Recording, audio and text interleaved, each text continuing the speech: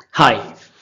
आज इस वीडियो में हम देखते हैं कि format of balance sheet. Balance sheet होती क्या है? Balance sheet is a financial statement shows liability one side, assets one side. Balance sheet account नहीं है, याद रखना। बैलेंस शीट अकाउंट नहीं है, बैलेंस शीट एक स्टेटमेंट है कि जो आपको आपकी एसेट बताता है और लायबिलिटीज बताता है। तो चलो विदाउट वेस्टिंग अवर टाइम कि बैलेंस शीट के फॉर्मेट में क्या क्या आता है, तो देखिए यहां पे। So look here, format of balance sheet as on 31st March of 2024।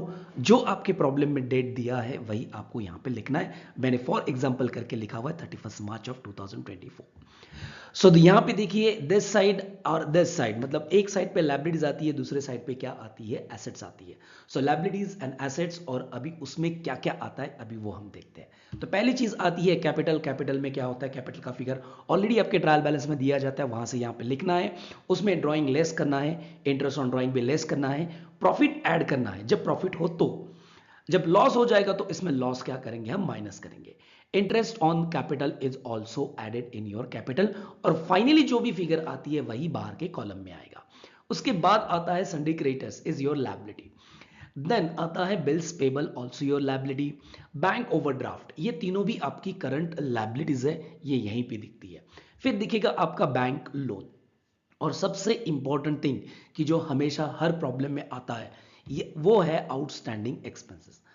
Outstanding expenses का मतलब होता है कि जो आउटस्टैंडिंग है, अभी तक पे नहीं किया है, अभी फ्यूचर में पे करेंगे। जब तक हम पे नहीं करेंगे तब तक वो मेरी क्या बनेगी? लायबिलिटी बनेगी। करेक्ट। उसके बाद आता है प्रीपेड। प्रीपेड आप बोल सकते हो, इनकम भी कह सकते हो, प्री रिसीव्ड इनकम भी कह सकते हो, या तो इनकम रिसीव्ड इन एडवांस भी बोल सकते हो। तो जो भी एडवांस में इनकम आता है वो आपका इनकम नहीं होता है, वो आपकी क्या बन जाती है? लायबिलिटी, जब तक वो पीरियड नहीं आता तब तक। फिर आते हैं हमारे एसेट। एसेट में आती है machinery, land, building, motor car, lease और प्रॉपर्टी, और प्रीमाइसेस भी कह सकते हो। और प्रीमाइसेस ये सारी मेरी फिक्स एसेट्स है, तो ये फिक्स एसेट यहीं पे आएगी। उसके बाद आता है debtors, closing stock, bank cash balance, and जैसे कि यहां पे था कौन? इनकम रिसीव्ड इन एडवांस, वहां पे वैसे है प्रीपेड एक्सपेंसेस। जैसे कि यहां पे आउटस्टैंडिंग एक्सपेंसेस था, वैसे कि यहां पे है आउटस्टैंडिंग इनकम। ये सारी चीजें लिख के होने के बाद हमें बैलेंस शीट को टैली करना पड़ता है, और जब बैलेंस शीट को आप टैली करोगे तो दोनों साइड की टोटल सेम आनी चाहिए, जैसे कि यहां पे आ चुकी है।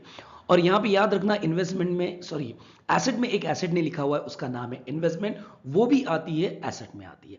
तो देखो बच्चों, यहां तक हमने बैलेंस शीट का पूरा फॉर्मेट कर चुके हैं। अगले वीडियो में हम लेके आते हैं इसके ऊपर के सारे एडजस्टमेंट। तब तक के लिए वेट फॉर दैट।